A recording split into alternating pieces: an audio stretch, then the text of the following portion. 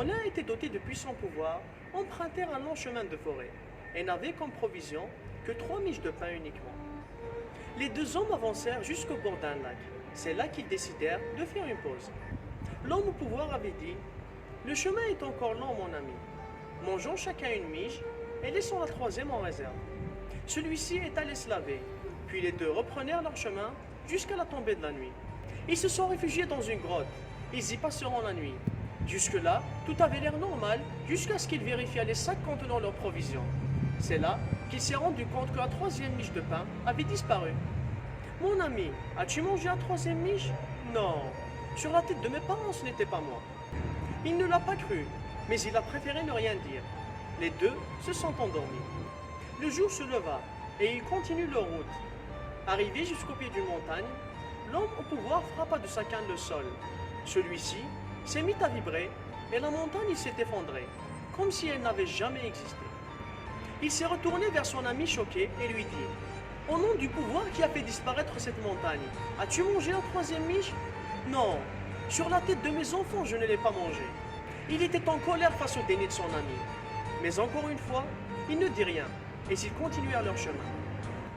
Cette fois, il rassembla des petites pierres, les divisa en 3 sacs et en un coup de sa canne, les 3 sacs devinrent de l'or.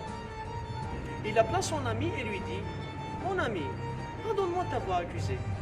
Voilà un sac d'or pour toi et un pour moi. » « Et le troisième ?» dit son ami. « Le troisième est pour la personne ayant mangé la troisième miche de pain. C'est moi qui l'ai mangé. » Il était fou de rage, du mensonge et de la trahison de son ami. Il lui laissa les 3 sacs, mais il continua son chemin seul. L'homme ayant pris les sacs d'or, marcha jusqu'à la rencontre de 3 chevaliers. De pauvres malheureux, c'étaient des voleurs. Ils ont vu ce qu'il avait et ils l'ont tué pour s'en saisir. La recette est bonne aujourd'hui, ça doit se fêter. Je vais aller chasser et à mon retour on se partagera cela autour d'un bon dîner, dit le chef de bande. À son départ, l'un des 2 autres voleurs dit à son ami « Tu ne penses pas qu'il en abuse? Nous faisons tout le travail mais il prend la plus grande part. Aujourd'hui, on mettra fin à cela. Dès qu'il revient, on le tue. » Et en même temps, le chef de bande s'était dit « Pauvres idiots, ils pensent partager avec moi. Je leur mettrai du poison dans la nourriture et je m'en débarrasserai d'eux. » À son retour, les 2 voleurs appliquèrent leur plan et l'ont tué. Mais avant de s'en aller, ils se sont dit « Pourquoi ne pas manger avant?